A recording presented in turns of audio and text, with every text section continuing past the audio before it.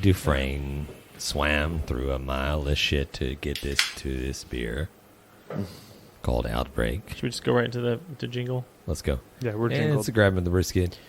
Beer review. La la la la. Who brought this one? Yeah, this is a little bit of a different intro for us, but we're doing the beer review right from the get-go. This is Outbreak from Martin House, strawberry and something or So other. this is strawberry and banana sour with lactose. James, you can't have any of this.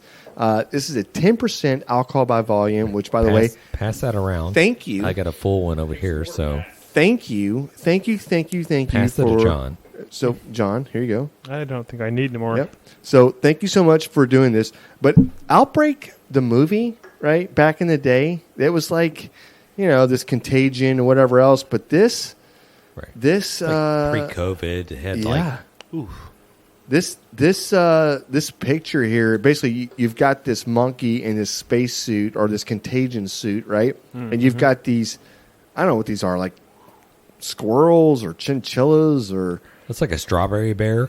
strawberry bear. Okay, yeah, strawberries. They're called strawbears. Strawberries. Strawbears, and you have banana, whatever. But anyways, it's just a very cool. Once again, it's a wrapped can, right? But it's a very cool can, man. Like they just do a great. Who's doing the Yeah, artistry? I love they the art do a on this great one. job. But yeah, again, it's a strawberry and banana sour with lactose. Outbreak. Outbreak. Let's go. Let's try it. 10%. 10. Yeah, I took a sip. I thought I was not going to like this one. I actually kind of like it. Nah, it seems like there's Weirdly. sours that are really strong, high alcohol, are the best ones. Is Yeah. this one high alcohol? I'm sorry. Yeah, Is it this? is. Oh shit, it's 10.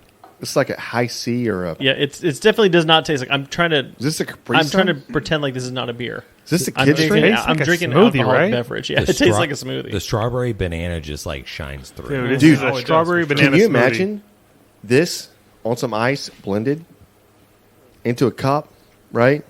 Maybe do like a sugar rim or something on it, right? Mm-hmm. Or you Or just some shotgun chamoy. it. Some chamoy. Hey, Yes. some chamoy Nah, I'm not doing chamoy. on the rim with some what I'm saying. This is good. this is really good. Yeah, it's got a nice tartness to it, but it's not overbearing like a lot of sours. I could drink about it hits 20 me of behind the these. ears pretty hard. Does it? It did on the first drink, but after that, I'm good. I could drink about 20 of these. I'm telling you. All right. So let's fire it off. Rapid session like. Whoa. I'm going to go in with a quick score of 7.5. The banana is that's Solid. a good score. That's a great score, James. The banana is subtle, but it lingers. I don't mind that banana on the back end. No, I don't. think it's pretty I good. don't either. Yeah, I like it. Strawberry up front. You're not. It's not real and it's- soury on the back It's end. a banana finish, but the banana's subtle. It's a subtle banana. It's damn near Gentle. perfect flavor-wise for Gentle me. banana. You know what I mean? Yeah, it's really good flavor. What do you give it, John? Strawberry I'm is, jumping in. I'm going Nice 9-1. Whoa. I want. This is Wow. as I like far the as score. I mean, I don't want to judge it just on being a sour, but No. this is really Can't good. do that. It's Okay. really good. I'm going 8-3. 8-3. I don't think of it when I drink this. Like I said, I don't feel 8-3. like I'm drinking beer. I know, but 8-3. Yeah, there's a very valid reason. Why How many I of did these that. could you drink? Doesn't That- matter. That does not ever affect my Okay. Irrelevant. That never Okay. affects my score. What could this have been better? What better of this could have been that you would have scored it higher? I'm just asking. I'm curious. I think if the flavor was a little bit better, because it is a little bit too much. Like it got knocked down a few points for me because it's more smoothie-ish than beer-ish. It's very smooth. It doesn't just feel like I'm tasting a beer. It's I'm not a I'm beer. drinking an alcoholic beverage, not a beer. Yeah. And for It's me, that like kind of wine. loses a little bit on like that. wine or Yeah, something, yeah. right? Yeah.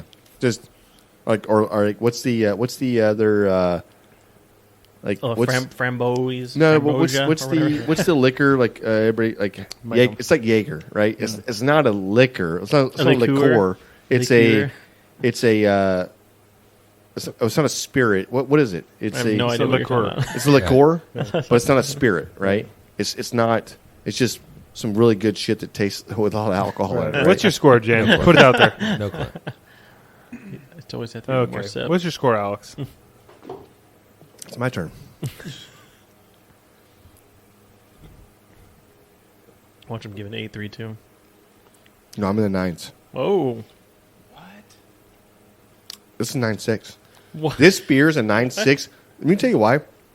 The alcohol, yes, Oh, great. because it's 10%. The flavor, That's why. the flavor of this is, yes, please. Like this is what you give your kids to go to sleep at night. This is shockingly delicious for being a 10% alcohol. It's 100%. Yeah. This It's is a sneaky great beer. I don't know what's going on with Martin House and our mad scientist genius, but Well, This is we're going phenomenal. to see them in a couple of weeks, so Yeah, we'll well, ask Well, ask them. them. What the Next hell, bro? yeah, next weekend. Alex, Next weekend, score. right? Yep. It's good. Before I say that though, like the first sip like hit me behind the ears like so hard, The sourness. and then after that, Damn like it. it didn't hit me like that again. That's same. And I was gonna score lower because it hit so hard behind the ears. Where'd it hit you? Hey, Was it? he said behind the ears. Score. Hey, what's your score, brother? And now you're down to 4 people on the podcast. Jesus Christ! What's your score? It's an 8-2, motherfucker. Let's go. 8-2's a great score. Can we cheers this real quick? But 8-3's not. 8-3's awful. I'm not. I 8-2's don't. perfect. Yeah, I'm beyond it. I don't care. What's wrong with you? What was your score? 9-1. What was your score? You remember what my damn score was? Okay. Yeah. That Man, was. That Hey, is great. 8-2 8-2 and and 8-3 is a great score. This means it's a phenomenal beer. Just throw it Eight's out great. there. What was yours, James?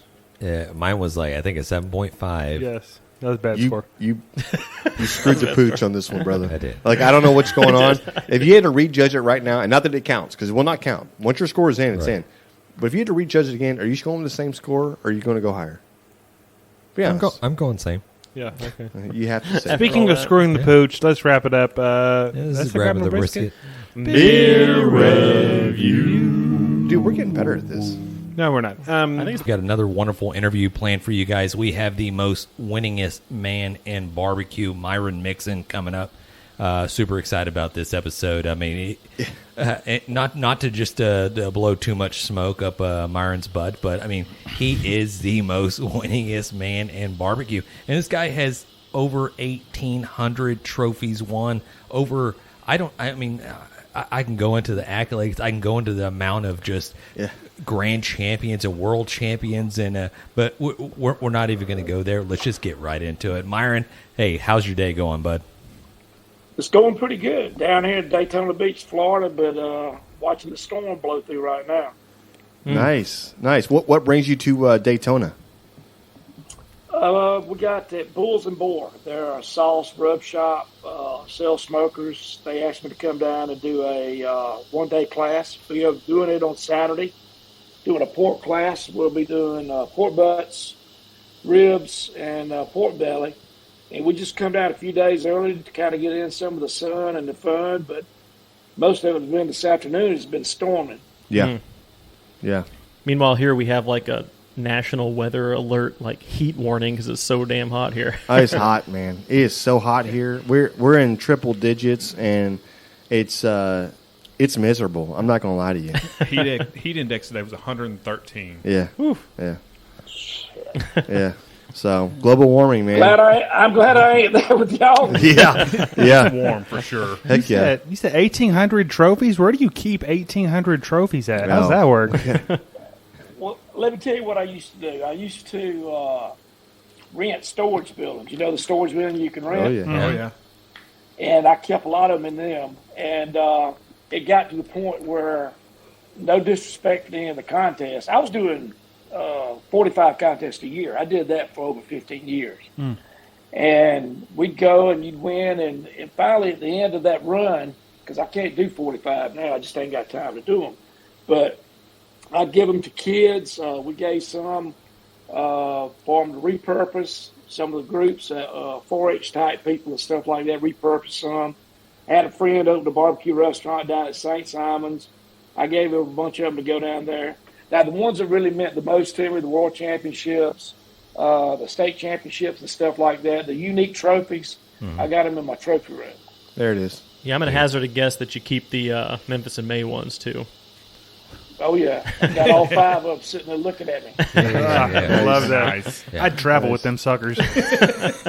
Oh, See, Yeah, right. Hey, buy a plane ticket for each of your trophies. No, they ride first class, motherfucker. you got to check that luggage or Yeah, right. Let's carry on, baby. carry on. Let's go. Yeah, I followed a different path.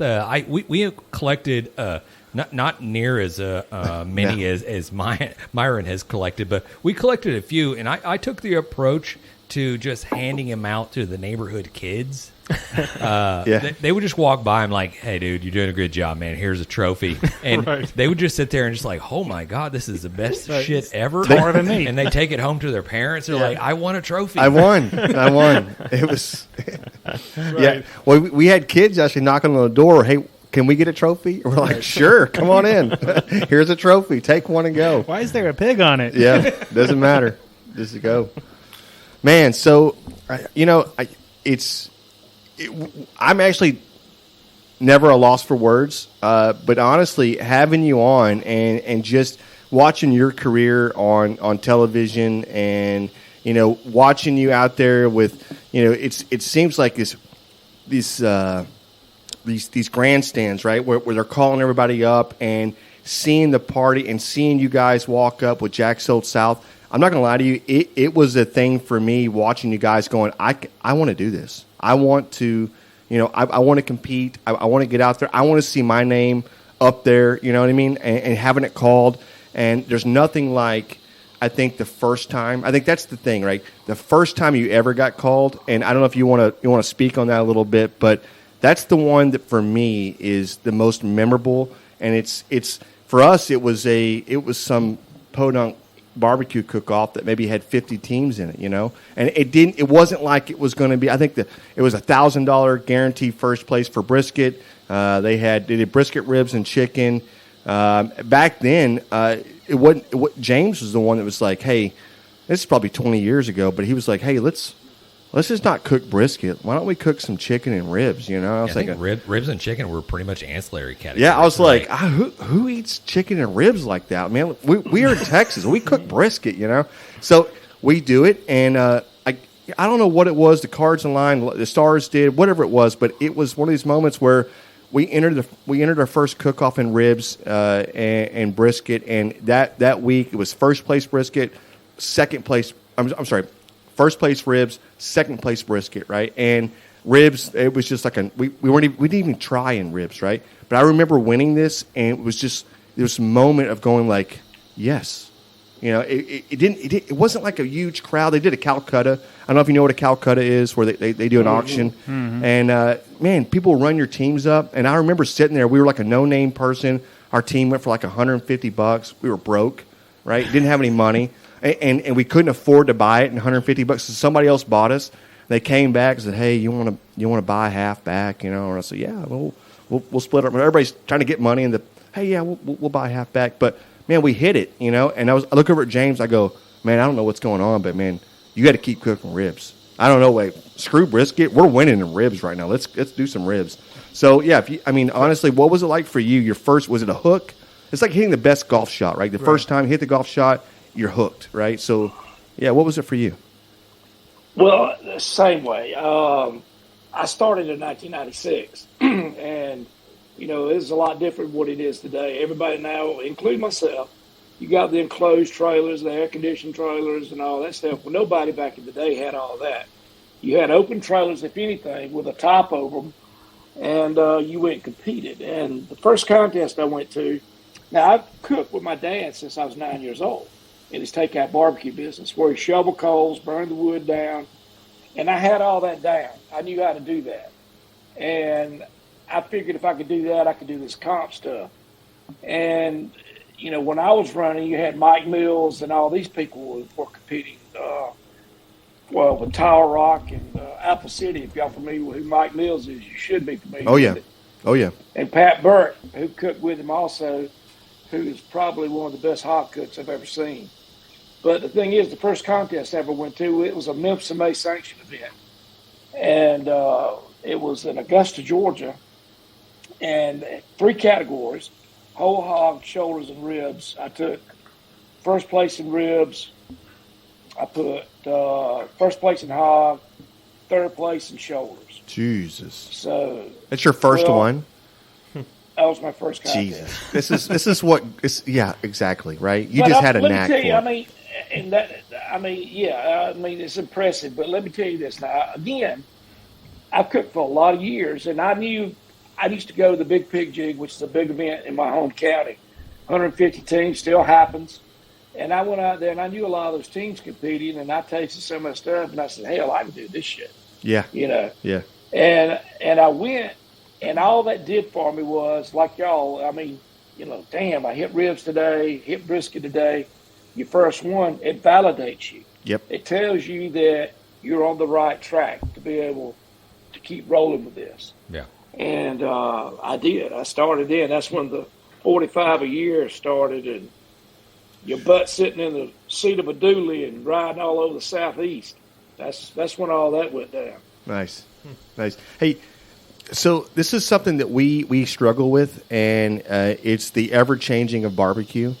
And I've struggled with this. You know, I'm a purist. I like the wood burning. I like to maintain it with wood. It's just me. I'm just that kind of guy, right? It's nothing. I don't have anything bad to say about anything else, right? But the way that barbecue's evolved, and even our flavor profiles that we put together, they're kind of similar, but they're nothing like they when we originally started, because you have to evolve with it. Right? The circuit's changing, right? So can you describe a little bit like how your barbecue was in the very beginning, and then kind of like take me through a little transition, because y'all have evolved, and you have to, right? That's how you stay current. That's how you stay winning. And the thing about it, I will say this straight up, and all the evolving, I don't say is better, but you got to do what you got to do to win those checks, to win those trophies. I mean, and to me, I teach this. I say good recipes, good recipes. But what it comes down now to a sauce contest. Everybody pretty well has got tenderness down. Everybody's pretty well got, the timelines, picking the great meats, building the box. But it's a damn flavor contest now. Yep. And it's then got sweeter and sweeter and sweeter. I mean, it was sweet when I was doing it all the time. I get to do 4 or 5 a year now instead of 45. And, I mean, it's ridiculous sweet. It's not barbecue that I want to eat every day. Right. I used to could eat what I started with every day. Just give you, for instance, my hog back in 1996 through, let's say, the mid-2000s, it was more on the vinegar, savory side than it was a sweet side. Yep. And if you want to stay relevant, you got to change and move. And about mid-O's, 2000s, I started going to the other end of that spectrum, going sweeter, less vinegar, sweeter. And it just kept progressing towards that end. Yeah. Yeah. Was it hard for you to do that? It was hard for me to do it because I was born and raised on vinegar-based sauce. I'm from South Georgia. Yep. And South Georgia, or Georgia in general, traditionally, which, now everybody's done blended together, and you don't really have, I say, heritage pockets. You got a few left, but just like Carolina barbecue, that's what Georgia was. It was the vinegar-based, mopping meats, that kind of thing, all the way into Alabama, Mississippi. I mean, that was the traditional heritage barbecue. Yep. And now we're doing this sweet stuff that you're doing just to win the trophies and the checks. Mm-hmm. And don't get me wrong, now some of it's good. Some of it's good. I mean, I ain't gonna tell you I don't like sweet stuff and sweet barbecue, but some of it's ridiculous. Some of it's got ridiculous now. I agree. I want this. We talk about this. Yeah, we got to just get it in our heads. We got to cook for the judges. Yeah, it's hard to do it, but you got to do it. That's the thing. I mean, if you want to win, you have to do it. But it's just it conflicts. I'm conflicted with it. But I totally agree with you. Let me tell you something though, guys. Yeah. Y'all know a lot of judges, and if you'll sit down and talk with them one-on-one, I don't like all this damn sweetness out there now. And and you turn around and you go sweet. Well, somebody's lying. Right. Yeah, that's right. Because, that's right. That's right. Go back to your vinegar-based mops and all that. See how that works for you in the next contest you go to. That's right. And those same judges that sit there and say they like it more savory. If you did savory, and they could be sitting around those tables, they're gonna mark your ass down. That's right. That's right. And there is something, I keep preaching this, and I talk about this all the time with the guys and just whatever. But there's something about being different, and I get it. We have to be a sweet barbecue right now, and whatever. I do think it's going to change. I do think there's going to be a tide change, Like a bounce back. Yeah, Like, it could be 10 years from now, 5 years from now. But there's going to be a point where somebody wants to go back to a more Yeah, savory. you'll be in the personal care home. That's right. Yeah, probably. You're probably right. You're probably right. But yeah, I mean, that's something we've all struggled with, and it's a point where we're just like we fought it for so long. But I will say this: being different. It's okay to stand out. I mean, if you want to make it a sweet barbecue, great, okay? But if you don't have to rock it to this 100% sweetness, where sometimes some of these ribs, I can't eat them. I'm like, this is not the rib I grew up on, you know?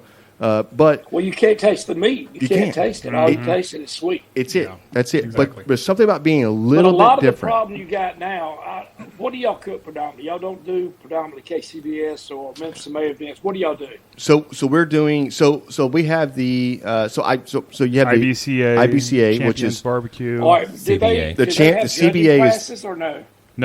Nope, it's the public. yep. So the CBA is better than the IBCA. At least you get some feedback with the CBA.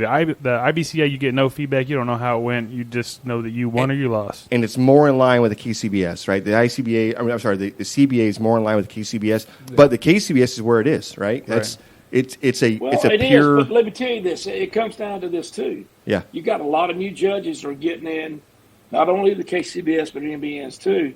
And it depends on, and when they have judging classes, they have training. And it all depends on who they go and get to cook the meats for their training. That's right. And if Damn. and you think about that a minute. If they cook the meats for that training and there's some damn sweet molasses based maple syrup, honey with brown sugar on top, well, I mean that's their first taste of what is real competition or what they think is real competition barbecue. My mind is freaking blown right now Right, because makes you're sense. exactly right. You're setting the standard, You think right? about that. You're Yeah, I mean, but setting the point is, yeah. I can tell you from '96 to start at the teens, you used to get special Memphis and May events. I'm speaking for that, and we won a lot in KCBS too in those years. But those events used to get rewarded for being, as you was talking about a while ago, being different, having a different flavor. And I'm not talking that different in a bad way, like, oh, that shit tastes like bitter ass onions. Yeah, or whatever. right, Is that right. curry? Put some But fucking the point sardines is, on there. your stuff was good, but it wasn't like everybody else's. Nowadays, if everybody just about ain't walking in that same trail, you ain't gonna get a call. Yeah. Yeah. Now you think about that a minute, Yeah. No, I see it. Yeah. I see it. because We- everybody wants to taste like whoever got a call last week. Definitely. And we're going to find out through all our little circles and our little groups, and then everybody's making the same damn crap up, turning it in. You know what's funny is back in my day when barbecue, we knew how to keep a freaking secret. I'll tell you that. Oh, shit, man. Ain't no secrets anymore. People would come over and they'd come, hey, can I try the brisket? Can I try this? Yeah, we would throw them a different piece. That's it. There it is, Let me tell you what I used to do with it when they wanted to taste mine. Yes. I swear to God, I had like a half a gallon of Kraft barbecue sauce back in the day, and I tossed everything I had left over because I knew that was going to happen, and I let them eat it. There it is. Hey, I love that. you love it. It's good. This is the Yeah. best shit in the Awesome. world. That's Yeah. great. Yeah. Right, we used to. I'm tell you something. We really we had a team that was in our area that was just dominant, right? And it was a husband and wife team. The wife was just a cook, man. She was the one that was spot on. The husband just drank all the damn time. He just didn't really care about it. But so Kay just cooked, and she was so consistent. Like it didn't matter where she cooked it. It didn't matter who she cooked against. She knew exactly how long she had to cook it for. She always bought the same style, the same size. She trimmed the same. Everything looked uniform, right? She was a badass little barbecue cook. But man, I'm going somewhere with this, but I'm going He with just got lost. We yeah. were talking about like It's- we competed against them. Yeah, so we used to sit up. And we would hold binoculars. Oh, you're awful. From our team over You're to a their bad team, person. and we'd wave at him, right? And we'd wave at him, and he'd get so mad. He'd come over, don't be looking at our stuff. And dude, I think the covers were still in the binoculars, but he couldn't tell it, right? And he'd get all mad. And dude, we used to razz people like that, but nowadays it's like everybody's doing this. You're right. I think everybody's like, all the same. here's the seasoning. Here's what I use. You know, everybody's so generous with it. You're like, I don't know if this is the same competition. Well, the point is, the thing that's going on now. Back in the day when I was winning all the time, I had organizers of events say, when you left, Myron, so and so come up there and tore up your because you pile your garbage out by the road or whatever to leave. So and so come over there and tore your bag of garbage up, looking through the bottles and seeing what the hell you had. Oh, wow! You know you're doing something right. But, there it is. Well, back then I was. I mean, I was. But I can tell you this about competing: you got to stay in that truck seat and go.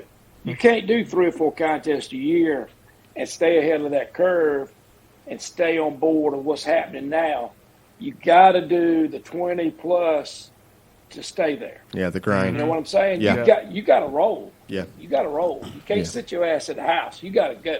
Yeah.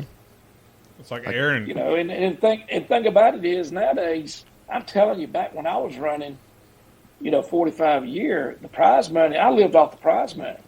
Yeah. But I'm telling you now, back then everybody was paying in cash too. You didn't have very much have checks being paid at contests.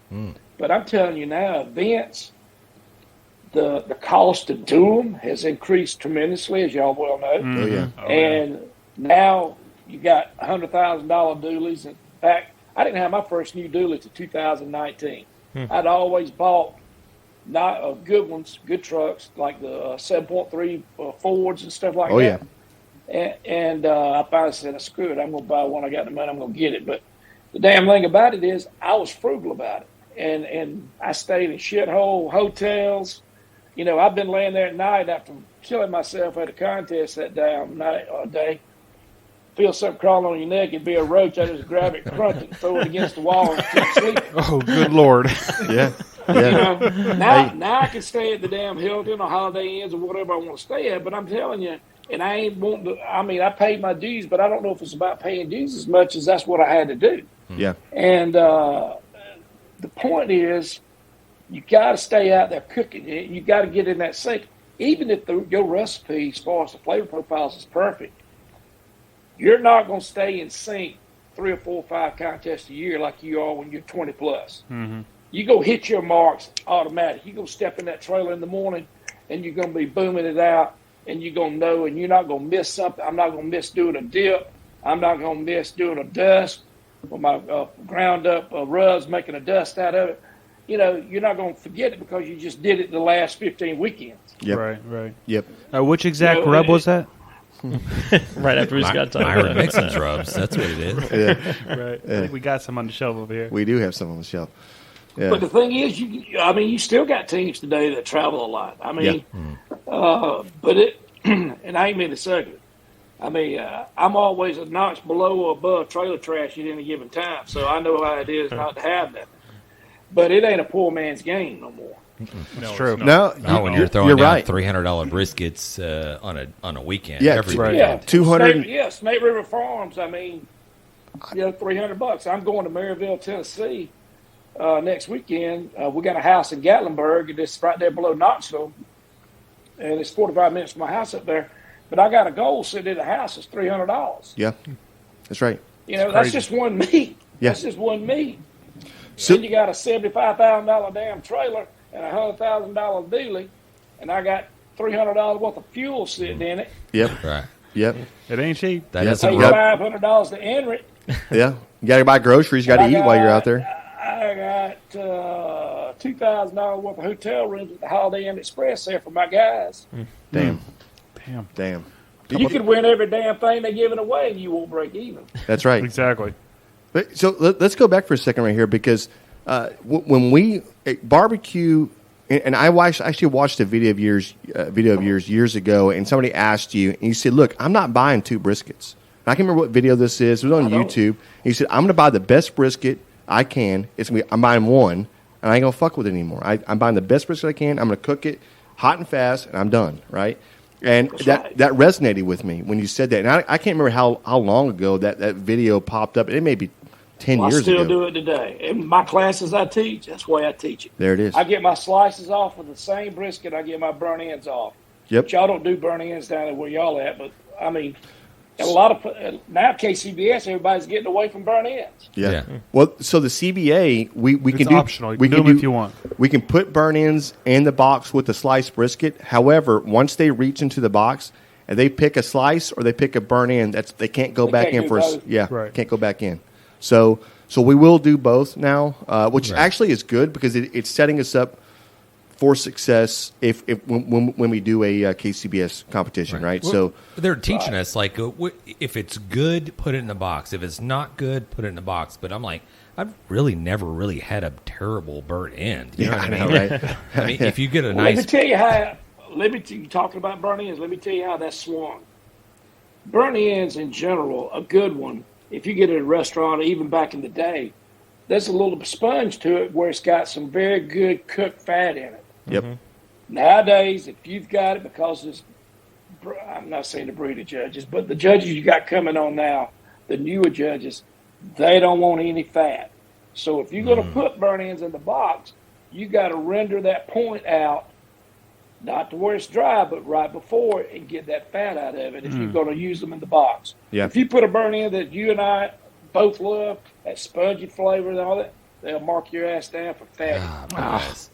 Those guys I suck. need to infiltrate my way into being one of those Can we judges get and just some- like can we get just- some re-education going on here? Right. Because Let's start our own sanctioning body. Right. No, thank you. Well, see, that's another problem you got in your training is one person doesn't do all the training for all of these classes, for judging classes. You got several people, not knocking them a bit, Yep. but I know good and well everybody ain't training the same way. Right. No, that's right. It's that's true. you're right. It's like, think about this. Like back in the day when you were a kid and they put you in a circle and they gave you a story to tell, and you told the next person, and then you told the next person. Telephone, Yeah, right? telephone. It's going to change. It changes, right? And then, but same thing with teaching. You know, these guys could all go somewhere, but he learned from somebody else, and she learned from somebody Everybody else. has their own personal The next thing you experiences. know, it's evolved, right? Yeah, it's a different story. I don't know Right. how you get to the point where you have a like Myron was saying, like you have a team come out or you have somebody out there is like, this is the perfect rib. This is what you're basing your judgment, your criteria when you go in to judge off of everybody else. I don't understand like what.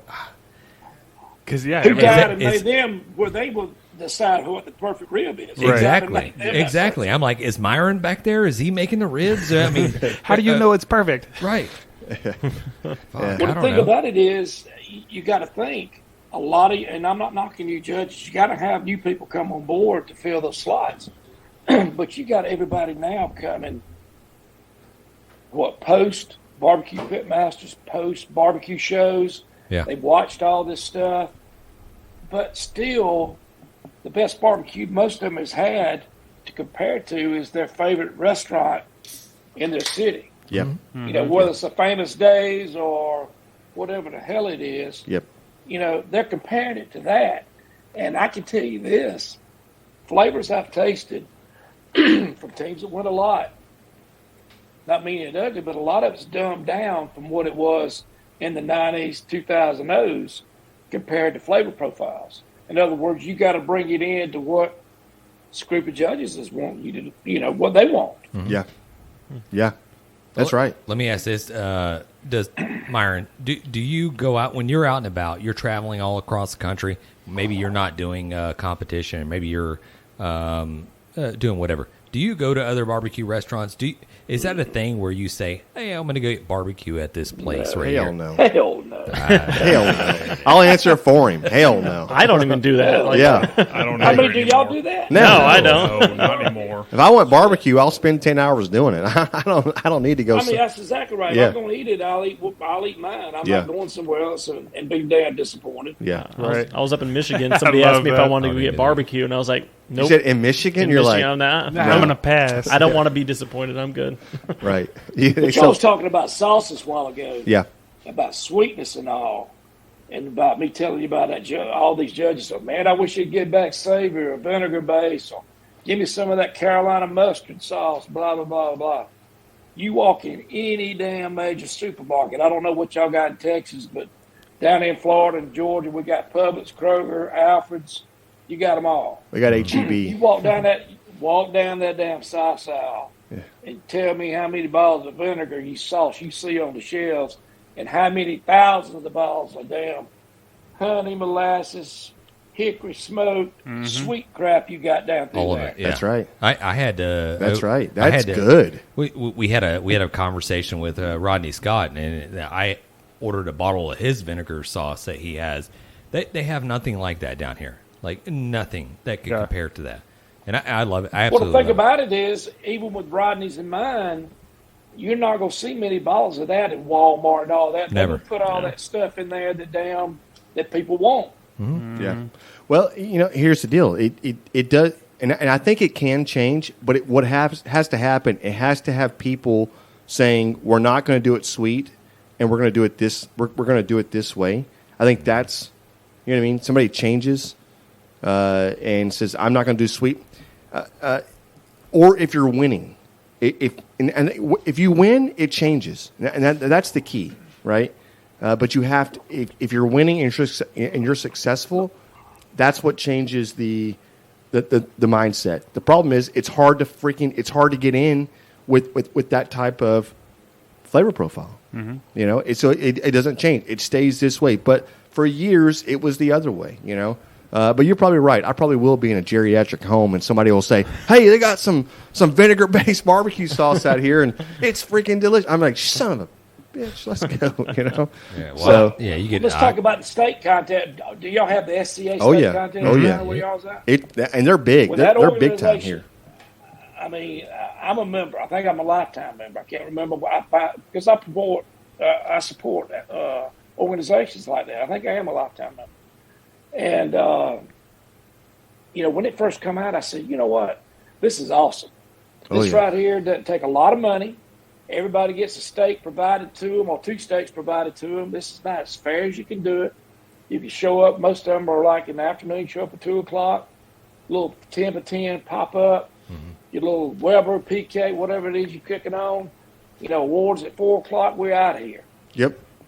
That was what, 3 years ago, 4 years ago, maybe. Right. Whenever it started, 5. Look at the damn rigs now to cook a damn 5-minute steak. I know. I've seen them. I'm telling you, they as big as my Mempson May rigs. Air conditions, lounge areas, beds. For a steak. You ain't coming in Right. like a 3-day damn steak cook. It's the shit you over with in 5 minutes. Yeah. No, I know. Well, and I'm not knocking anybody for wanting nice stuff and all that crap. I ain't knocking that. But the thing is, what made it so cool was you could do it and not have any pretense about it. It was something that was, it was total opposite of KCBS and Memphis May. Mm-hmm. Yep. But now it's not. Yeah. It's done been swallowed up by greed. It's done been swallowed up by I want my shit nicer than the next guy's shit, and I love it. You got to keep up with the Joneses. You got to keep up with you got to keep up with the Joneses. That's the mentality.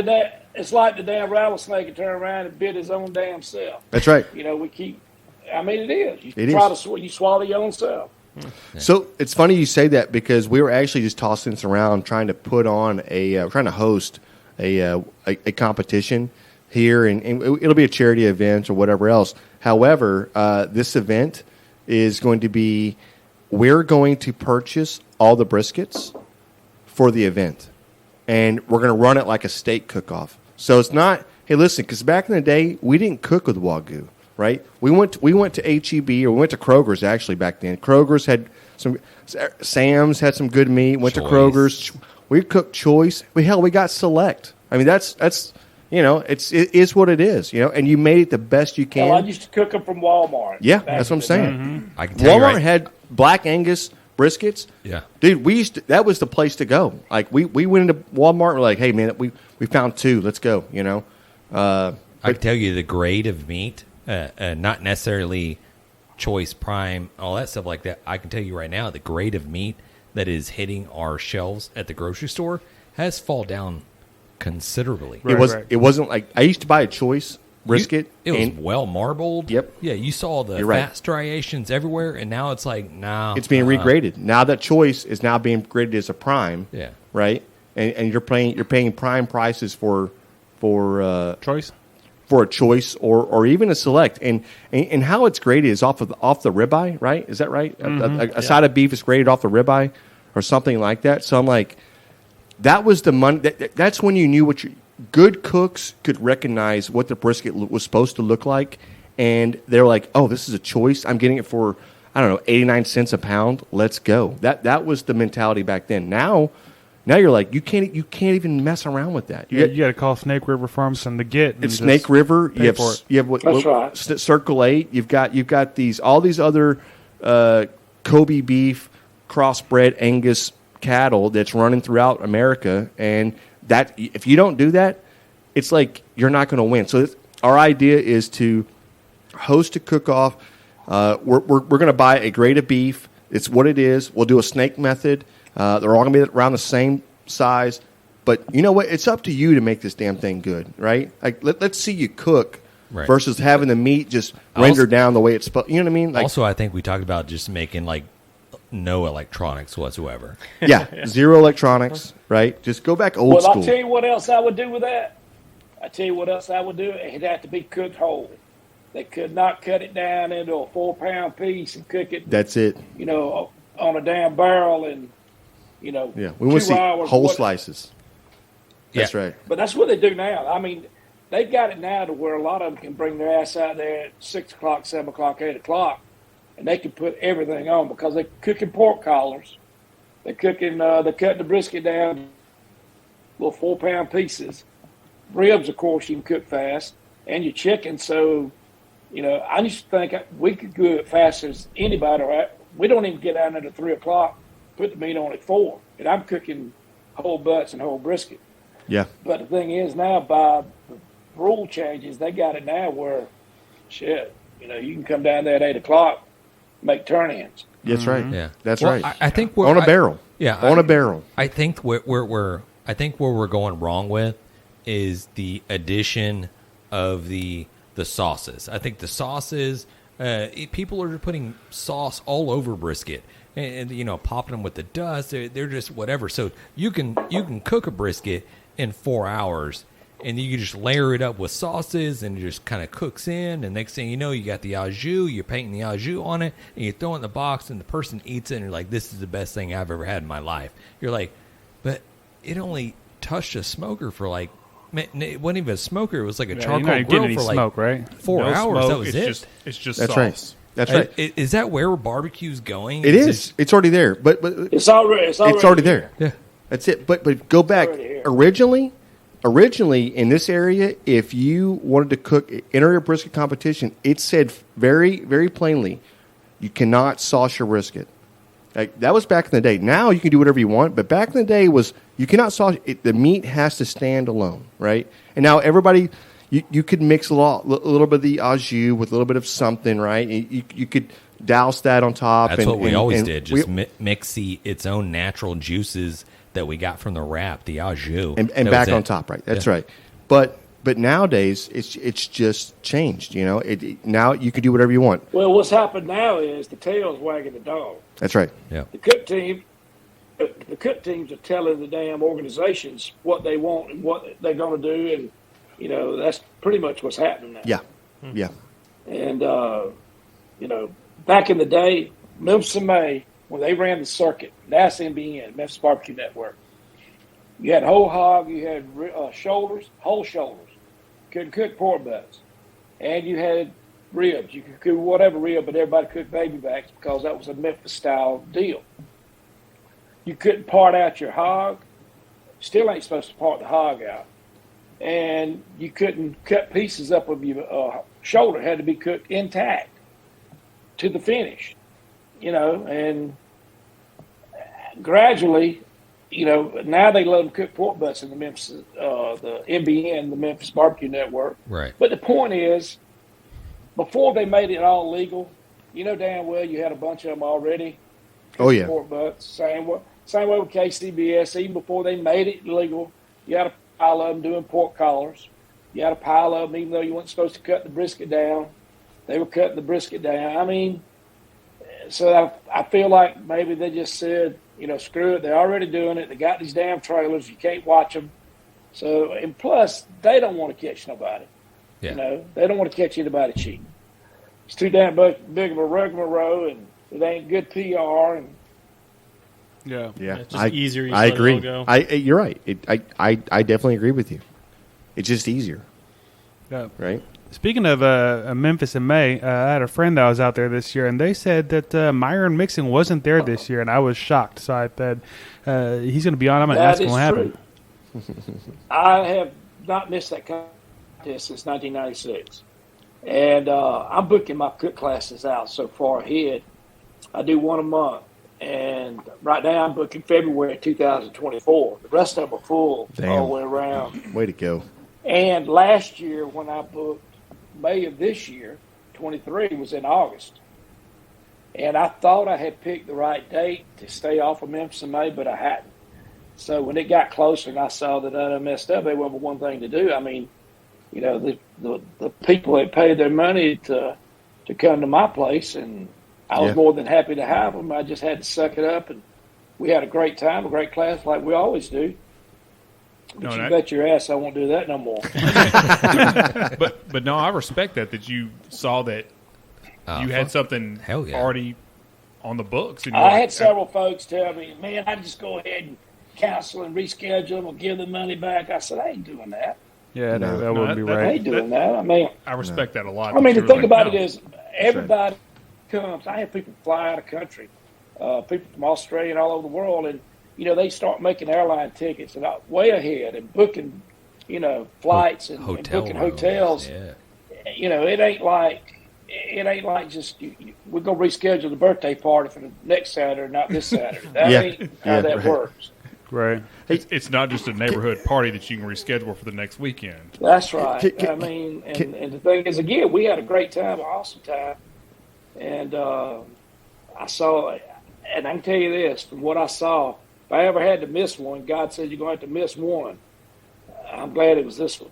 Yeah. That was a muddy ass damn mess down there. Well, you made out like a bandit. I've heard that. Yeah, I've heard it was pretty nasty out there. Well, the thing about it is, it's a mess anytime down there in the past, even if it rained. But you had all new construction out there. Brand new sod had been laid down. Yeah. 2 weeks, 3 weeks before that they rolled in there. Destroyed. And, they're going to do it again. I mean, and the thing is, if y'all been watching the weather, that area had been getting saturated even before and after they laid the sod. So you wouldn't put 10,000-pound trailers and dualies down in there, and it was a friggin' mess. Yeah. I saw pictures. Tractors to pull people out. Yeah. No, so but we'll be back. Yeah. Very good. Very good. You know, I don't always ask this question. I try to a little bit here and there, but I wanted to ask, did you ever see this coming? Like your vision, right? You know, when in the height of your winning and whatever else. Let's be honest, man. I mean, you're charismatic. You're fun to be around. I've seen you on television. You're a very smart guy. You're business minded. But did you ever see this? Like, was this a moment you're like, I could do this, and you saw the video, or you're like, it just kind of happened. It evolved into it, or I'm curious. When I started winning so much and being so lucky and blessed, whatever you want to call it, yeah, I said there's got to be an end game here, especially when I got into my second, third year, and I was winning, you know, anywhere from 10 to 15 grands, and you know, in a year. And I said, you know, there's an end game. So I started worrying about image. I wanted to go, you know, I wore red shirts back in the 1990s and khaki pants and all that. Finally got to the black. Well, everybody think the black looks good, I think, but the black is the reason I wore it was grease on you smokers don't show up on it. Mm-hmm. So that's why I went to the black. But I kept that image for myself and for my teammates. And back then especially, I was more reserved back to myself. I didn't go out and associate with everybody because I was over there working. You heard me a while ago tell you I stay in the shithole hotels. Oh, yeah. And I wanted to be able to win the money and be able to go to the next deal. And but I knew that somewhere down the road there's going to have to be an end game for this. Something ought to come from this. Mm-hmm. You don't win that much and something not happening and other stuff. And along came TV. And I was in my stride as far as running the circuits, and TV was coming right there. And, you know, we both met at the right time. Yeah. And the TV, I can tell you, is the engine that pulled the rest of it. It pulled me to where I could do the classes. It pulled where I could write the cookbooks, where I could do the restaurants, spice rubs. Now I got, our smoker division, and just blessed I got to be on that show. Yeah. Barbecue Pitmasters today, they ran it we filmed from 09 to 17. That was the last time. Today, where they run reruns, and I'm speaking behind people from Food Network, which now is owned by Discovery, which now is owned by, I think, Time Warner. When they run their reruns, it gets more viewership, and I ain't going to call the other barbecue shows that's out there now than those do. Yeah. The damn reruns. Yeah. That's right. Yeah. I'm telling y'all. They're good. I'm not saying because We I was watched on them. it, Yeah. but that concept was real. I mean, that concept it was just maybe luck or whatever, but people loved it. People loved it. And the thing is, if you go back and look at them now, if you want to learn, you could pick up something watching it for the 5th time that you didn't see the other time. Yeah, I think that show got a lot of people started in barbecue. Well, without a doubt. Without a doubt. That was My deal is ignition. I don't understand the powers that be, why they don't, not necessarily with the same cast, but why don't they bring that concept back? Because that was the deal. We ask that all the time, brother. All the time. I literally just and I can tell you this. Yes. I can tell you this too. And now you watch some of it that tries to emulate a little bit. They're cooking stupid shit. I just somebody. I just said this. Backyard guy. Let me tell y'all what. Now you're not when you're doing things like your podcast here. This podcast, you're hoping to reach a lot more than competition teams because at any given time, there's probably about 15,000 competition teams in this country. That's right. You want to reach those down tens of millions of backyard enthusiasts out in this country. That's what I want. That's what I want to do. And they don't want to watch some son of a bitch from New York cooking down tofu on a grill. Yeah, right. And then exactly. Not only that. And then beats a barbecue pitmaster we all know who cooked the shoulder, which y'all know that's a crock of shit. Right. Yep. And that's happening. Y'all know it's happening. It is. But the point is, I'm telling you is, you could continually run a 13-episode season, and you could have the same 3 meats or 4 meats, brisket, chicken, ribs, do a hog every now and then, and do those over and over and over. And people would watch it week in and week out 100%. because it's something they can relate to and something they will want to go home and try. That's right. Yeah, that's right. I think social media right now is kind of hampering that thing because everybody gets that real quick reaction of thumbing through Instagram or thumbing through whatever, Facebook, whatever, and you're getting to see everybody's product and this and that. So, but we talked about this. We did a round table discussion. It's like that first couple of years of Barbecue Pitmasters where we got to see Myron and all the other guys go through this like competition. You got to see the drama and the realness of just. Oh, I love that. That's right. I was like, that's right. I love that. That's fucking. I'll pay 15 seasons to see that. And I love the other stuff. I loved when these guys jumped up and they became judges and stuff like that. I love that too. But maybe I'm just like a little bit younger. I love the reality series. The reality. I liked the first season too. I liked it the best. But let me tell you why they wouldn't do that again. They said it was so expensive to follow that many teams around. Oh, is that what it was? That's why they went to the 3 judges and you have your competitors standing in front of the 3. It was good. I see it, but there are people that pay billions of dollars just to follow the Kardashians around. You know what I mean? Right? That sucks. I'm not saying we're gonna pay that. We're gonna capture that market, but shit. I mean, barbecue has been one of the fast growing markets in the world. Exactly right. It's been that way for a decade now. It's the hottest genre of food. When you see people open up restaurants now, most of what they want to do or food truck is a barbecue something. That's right. They want to do something with barbecue. And you were speaking a while ago about influence, and every goddamn body out there wants to be a damn influencer of barbecue, whether they know anything about it or not. And if I see another block of damn cream cheese wrapped or dusted in something on the grill, dude. Hey, can we talk about this like really quick? Myron, what are your thoughts on the use of tallow the beef tallow on everything. Like I have my personal Let me like tell just you, hatred. I had that just asked about class last weekend at a barbecue class, and they asked about the tallow.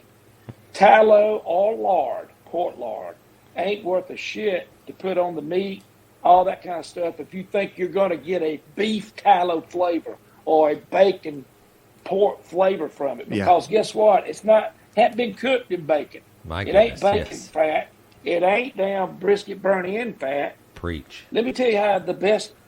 I'm telling you, when I cook briskets, and I got my brisket done in the pan, I finish up in the pan. I save in my grease separator, I save the au jus. The good stuff goes to the bottom, oil's at the top. The oil, the good au jus, I save to dip my slices in, my burn ends in. I save that oil too. Just like old Granny. My Granny used to have a tin can over here by the stove. She poured her bacon fat in. That's right. I poured that brisket oil in, save it, put it in my fridge. I rub my brisket down with that to put my rub on and make it stick. Because it's cooked, it's got brisket flavor. It's got that flavor. That's right. Oh, But it's got a when smokiness it's to lard it. and tallow, when it's lard and tallow just in a can, stick your finger down in it. It ain't got no flavor. That's right. It's processed. And the only way you get flavor is fry stuff in it. And you're not going to get that damn smoker up enough to eat fries. Well, if you do, you're going to burn it to hell and back. If you do, you messed up. Deep fried brisket. John, just call this episode Myron Tells It Like It Is. Yes. Myron tells it like it is. I watched a guy, and I'm not going to drop names, but I watched a guy do a comparison video on wrapping briskets. And he wrapped a brisket in paper, and I think maybe he did one in foil. The other one, he decided, which he called confit. He basically dropped this cooked, halfway cooked brisket into just a big pan full of brisket tallow, and he finished cooking the brisket in this tallow. brisket tallow. Yeah. What the hell? How greasy was that? Yeah. Well, That was a greasy ass mess right there. yeah, he said it tastes like tallow. It tastes like beef tallow. I'm like, okay, you're lying, but he said it was very tender and it was very just. Well, let me tell you what beef tallow out of the can. You want me to tell you what it tastes like? Crisco out of the can. It tastes like nothing. That's right. Zero. Yeah.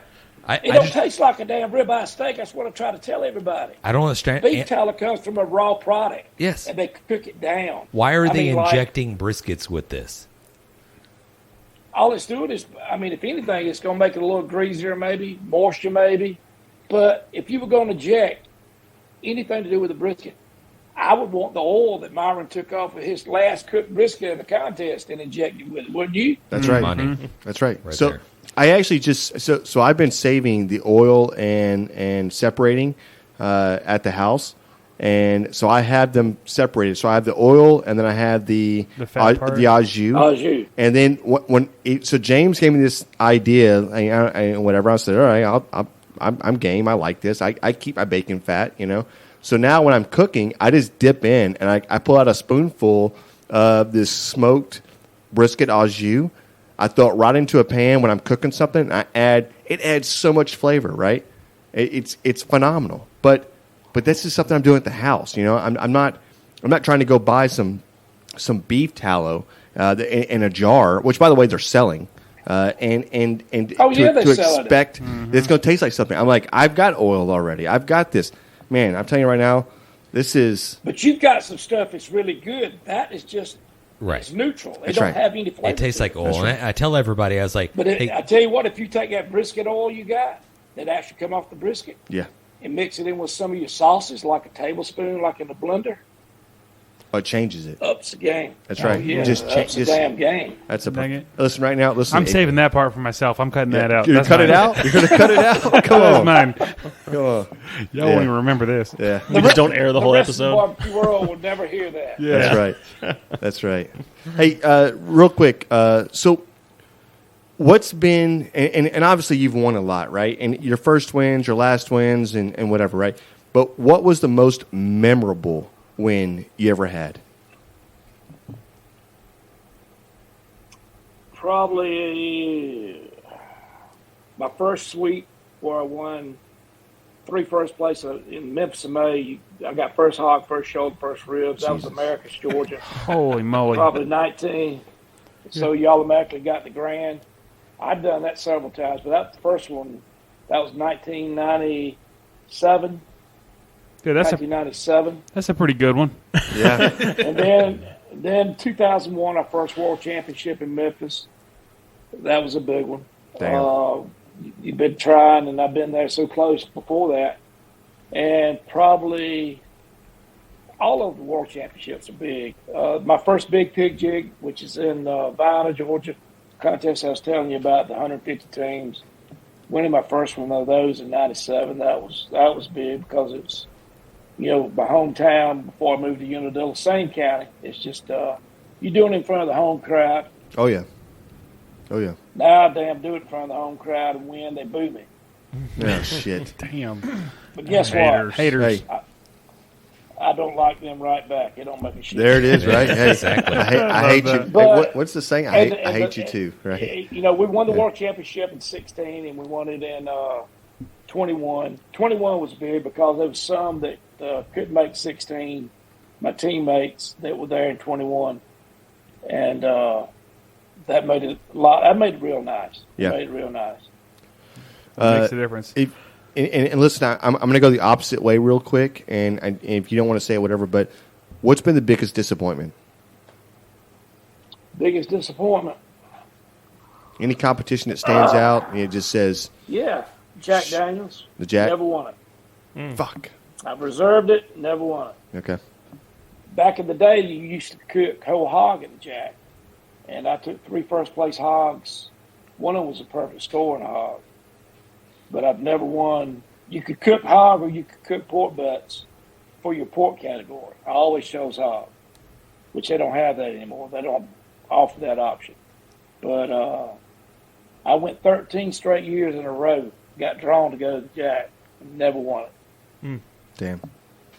Thanks a lot, That's Jan. what I said. No. Thanks for Damn. bringing it down, Jan. What's Hey, wrong listen. with you, bro? Listen, you got to ask the questions, brother. Like, No, I get people it. want to know, man. You know what I mean? I was going to ask this, and this is where I thought you were going Yeah. when you said the other end of the spectrum. We like to ask, and I think this is kind of a funnier, That was lighter. my next one, by the way. Barbecue fails. Like, is there a story you got where you're like, you were nailing something and it just went to shit? Like, or- barbecue, yeah. Yeah, or You set something on fire, maybe. It was the wrong turn in, right? You ran up there with the wrong turn in. You just whatever. Not wrong turning it. It didn't turn out to be a fail, but teammates, Memphis Bay, especially back in the day, you still do. You got sauce cups, the MBN contest now, the circuit, and you got them in the World Championship also. So you can turn your sauce in on the side and have your meat just like you want it to be. It could be unsauced. So in other words, the judges can try it with or without. Well, back in the day, now I sauce the meat some, and I still send sauce cups in. But back in the day, I was pretty adamant about it. I'd use a dip, build the box, and then I'd turn my sauce in by itself, and the meat was never sauced. I had that for the judges to try with and without, and select ever how they wanted to do it. Set my turn-in box, and you get ready to do the next deal you got to do, your on-site judging, and then do your box to go for the shoulder category. Person's hauled ass toting your box. 10 minutes in, I'm getting ready to do this next deal. I look, and there's the 2. You could turn in 2 sauces if you wanted to, 1 or 2, and I always turn 2. There's the 2 damn sauce cups sitting there. No, they got forgot. That was a bad day at Flat Rock. Oh, shit. Yeah. Somebody But heard we about made fouls. There it is. There it is. There you go. There it is. that. Yeah, you don't know how to fail in. Yeah, come on. This guy. Have you ever missed a turn in? It's like the winningest man in barbecue. Like, did you ever miss a turn in? Yeah. No, hell no. Let me tell you this. I got a fail for you. There he is. Come on.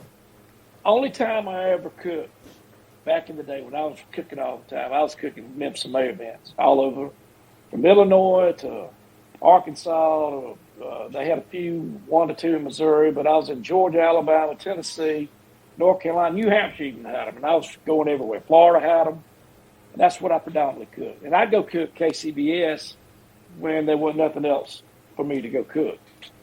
And we went to Dillard, Georgia, in the North Georgia mountains, and that was a long-running contest. My first time ever going there. And about the second time I ever cooked brisket. Turned out awesome. But, you know, in Memphis in May, you don't have garnish in the box. That was something new there, too. You didn't have to do it, but, I mean, everybody else was doing it and did KCBS. And, you know, when you build boxes to Memphis in May, you fill the boxes up. I mean, they could be 12 rib bones in a box, plus all the hog meat in a hog box, you know, the loin, everything you did, same way with the pork box. I hadn't gotten down to 6 pieces of crap done, and I put 5 slices in my brisket box. DQ'd. Oh, shit. But I took a first place rib. Let's go. Yeah. The Lord giveth and the Lord taketh away. Yeah. Lesson, that was early on. That was in the early 2000s. I learned a damn lesson then. I made sure from that point forward, I said, that won't never happen no more. Yeah. Live and learn. Yeah. But, you know, everybody does. Everybody, I mean, you know, I've watched and seen people running, trying to get them and drop the damn box in front of my tent going on KCBS, trying to cut it so close. And, you know, just drop it. Oh, yeah. You know what that's going to be. Oh, yeah. Oh, it's like you forget how to walk when you're walking over there with a turn-in. What do you do? Right. Just, like, give them a hand? Like, help them out? Yeah. Or do you just watch? Kick it around the ground. You get your phone out and start videoing. That's a Well, dick move. yeah, everybody wants to. You notice that, you know, people's pain, everybody likes to see that shit. Yeah. Oh, yeah. Oh, yeah. Sadly. You know what we just need to start doing in competition, though? Is buy our own boxes, the styrofoam ones, and just keep an extra Have one an extra?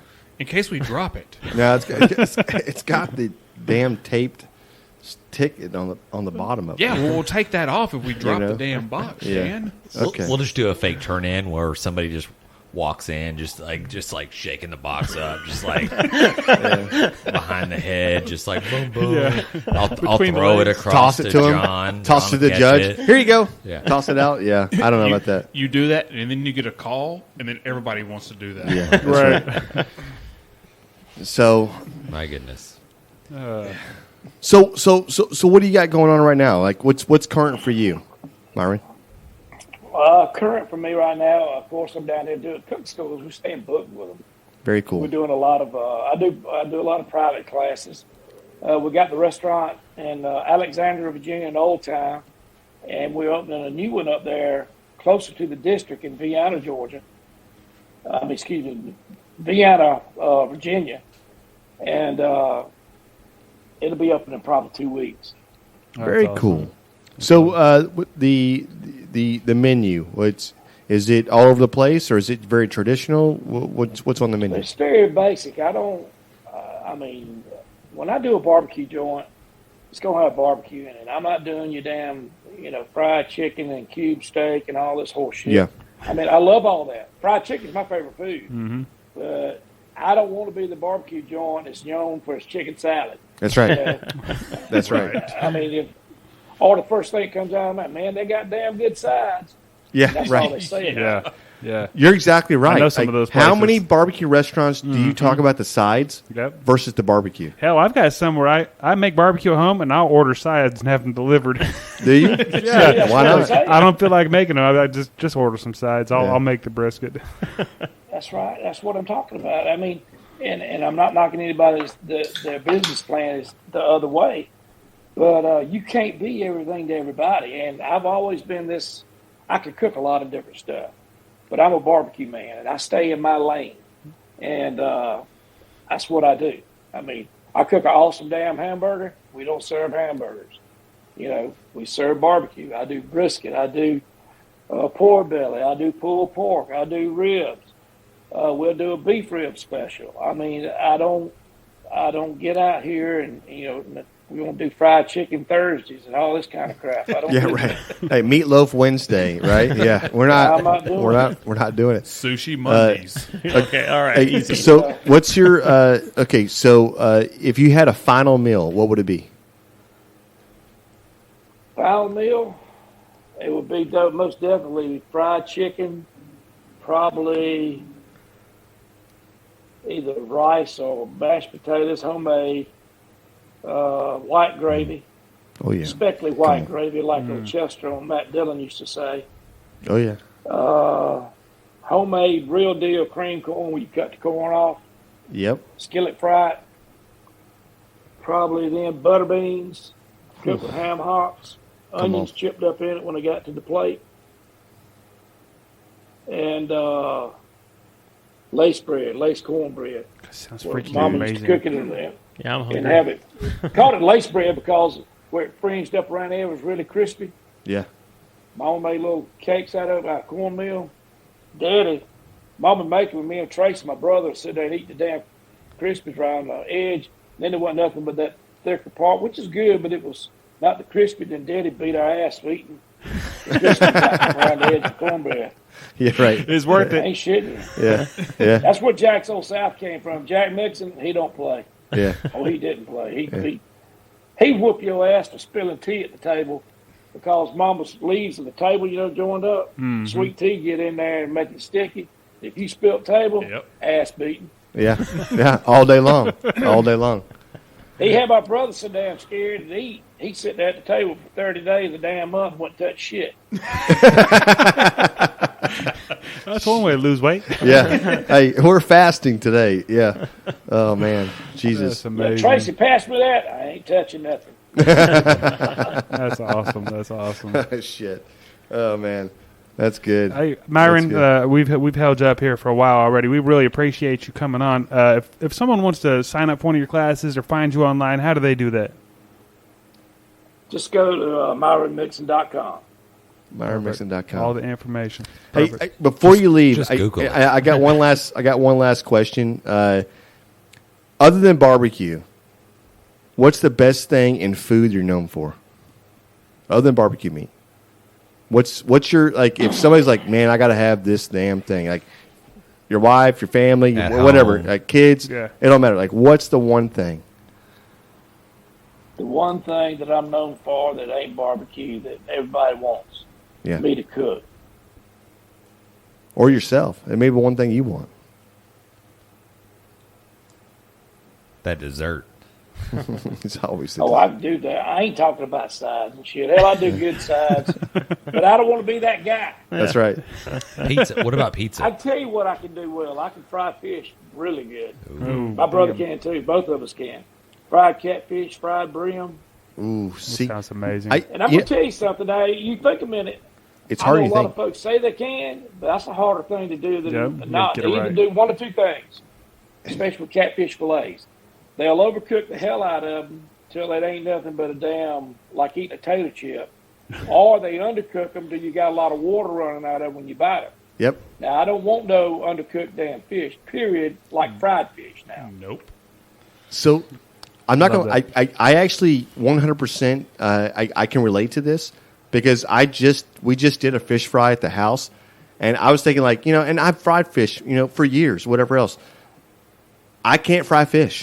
That's what I learned. I suck, right? It did not come out the way I wanted it to come out. It was good. The first batch was good. The second batch was like burnt as shit. Sucked. It just was oil horrible. heat get away Let me from tell you? you Or what I don't you what? know. ain't doing then.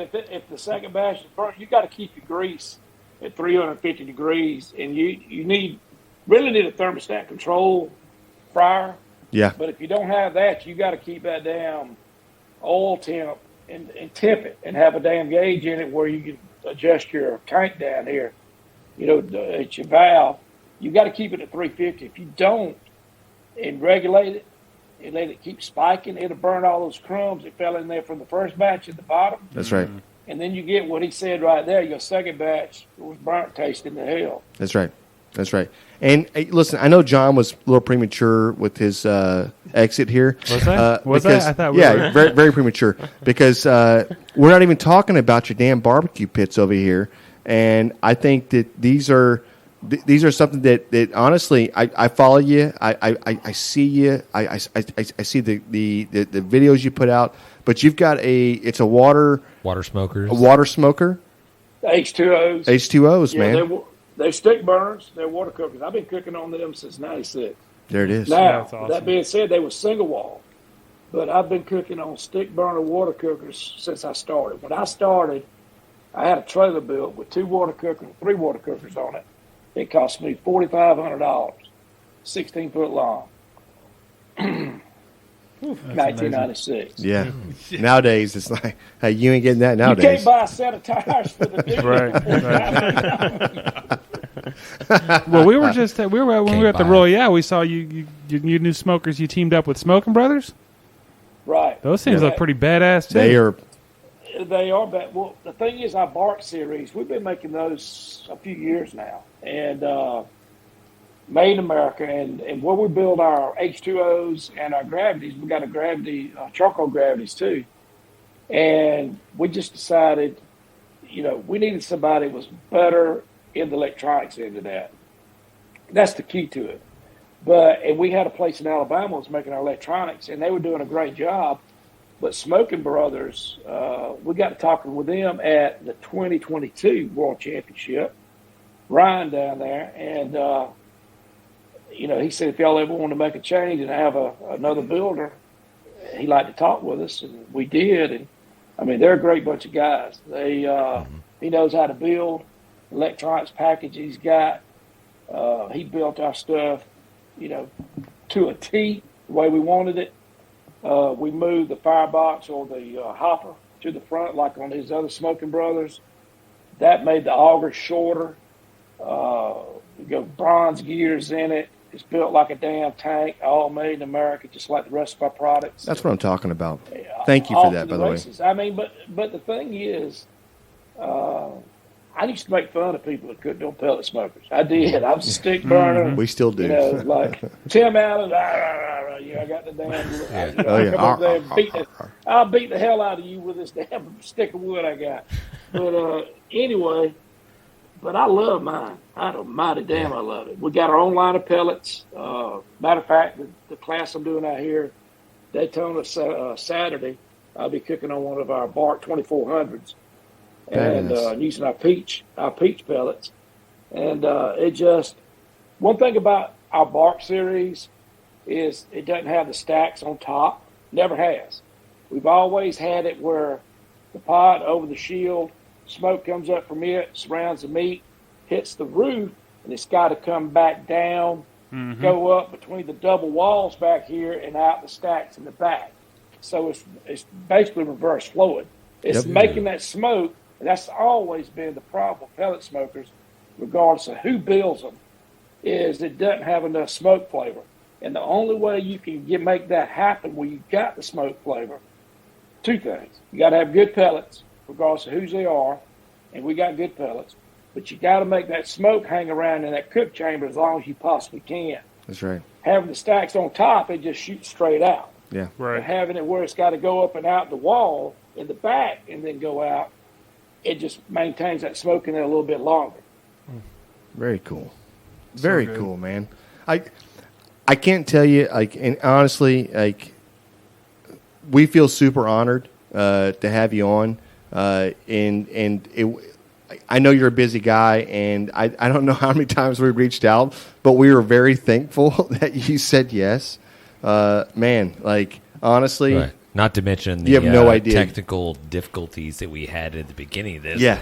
Hey, I was in Austin earlier. I was at the Tesla Gigafactory earlier today, and I've been out for a couple of days, and I saw the text messages floating around for everybody, and they're like, where's Jan? And they're like, oh, Jan's in Austin. He's probably not gonna make it. Let me tell you, at 3:00 in Austin, I was like, I'm out of here.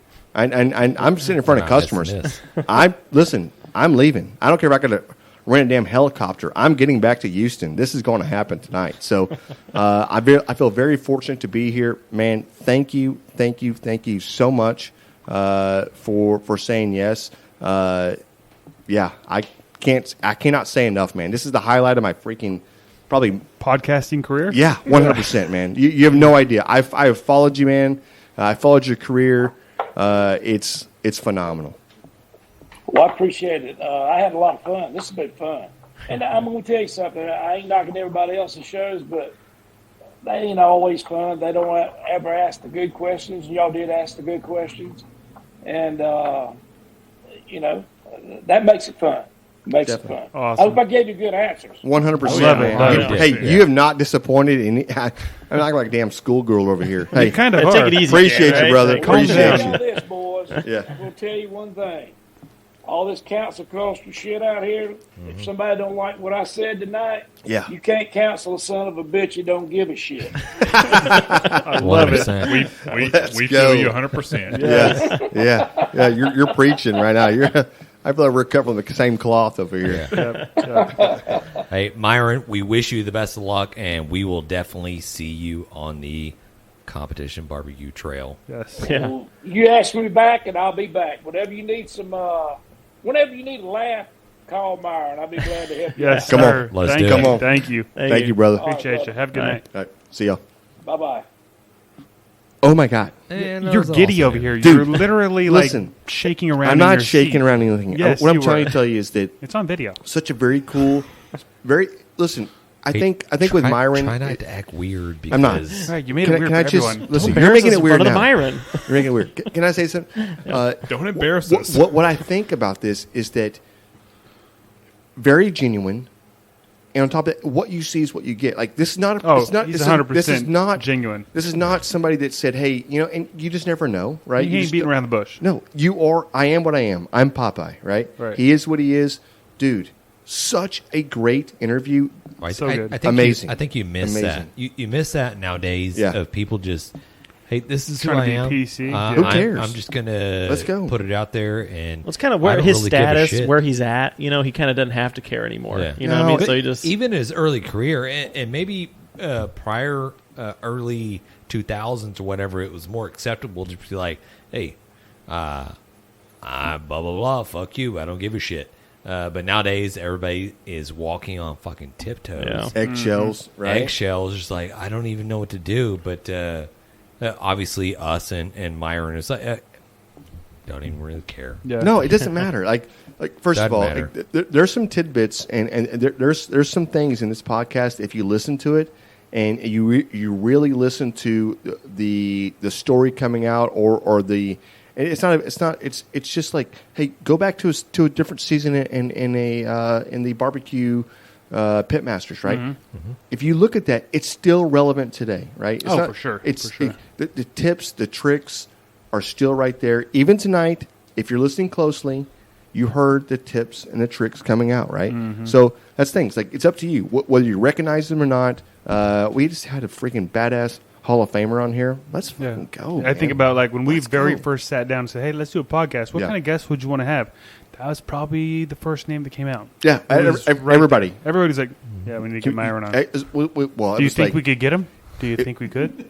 It was a wish list. We could. Do you think we have him on speed dial? No, Can we get John him does. again? We don't. Yes, We you don't. guys don't get to John see never him. he rolled just said those. he said anytime. He's So got that's to all. do Doesn't it. matter. Right. Anyways, Booked again. hey, super cool, Who super could awesome. win in a fight between Myron Mixon or Mo Kason? I don't I'm know. just what kidding. that I'll leave that one Sorry. alone. Hey, Okay. I'll probably Hey, delete honestly, that. guys, hey, we appreciate you guys tuning in. Obviously, go check out Myron Mixon and the Myron Mixon smokers that he has, and the I think he has H2Os, the two different restaurants or maybe three different restaurants that he has right. of the Myron Mixon barbecue Pitmaster. I think it's Pitmaster barbecue restaurants that he has out there. Go check them out. But also check out Grabbing the Brisket. GrabTheBrisket.com. Grab the. Do we have a telephone number that you can call in on? Is that a thing? Yeah. Hold on. Hey, Hey, John, what's that number called? hit the hotline. Let's get the next caller up. Did we get the hotline up? Yeah, let's get the We got next call. We have this. Is this a thing? No, it's not a thing. Okay. Hey guys, Perfect. this is James coming in. I just heard the Myron Mixon episode. Super awesome. Can I ask a question? I'm just kidding. God damn. Yeah, but if you do want to call in, it's 434-829-2299. Hey, listen, call in. Give us your barbecue fails, right? Or your wins. I mean, kind of, but we want to know when you're really failing. We want to hear the dirty, like, I burnt the Christmas dinner. I thought I had it under control. Thanksgiving was great with all the sides, but the turkey didn't. I caught the house on fire. I need to hear the damn story. I like You know what I mean? Myron's fails though. He Oh, had yeah, a fail, oh, yeah. but I got first place But ribs. I got first place ribs. Right, yeah. Hey, Tell us what your fails are, because you know what? When you're failing, we're all learning. So appreciate you. I can tell you right now, 100%, this is why we got into doing what we're doing right now. That's right. To be able to communicate and talk with some of these pit masters and celebrity chefs and just notable figures around the world, and to get their insight and to get their input and their thoughts. I mean, it's super entertaining and it's super just informative for me. You did 2 supers. And I did 2 Super. You did 2 supers. That's all the supers. But Hey, I won't say James it said again. it's super. I won't say it again. No, I think it you was will. super duper. Hey, I will do you know say- a different word? What would you say It's been besides great super? talking barbecue with you guys. It's been great. Peace. Later, guys. Thanks, everybody. We've been great. Smoke on. Dang it, Bobby. Just grab the brisket. We'd like to give a special thanks to Sucklebuster's Barbecue Rubs and Sauces, Bonner's Fiesta Spices, Cooley Nation Custom Koozies, Cambro Manufacturing, Yeti Coolers, the Smoke Sheep Barbecue Newsletter, and Dow Strong Knives. We definitely appreciate your support.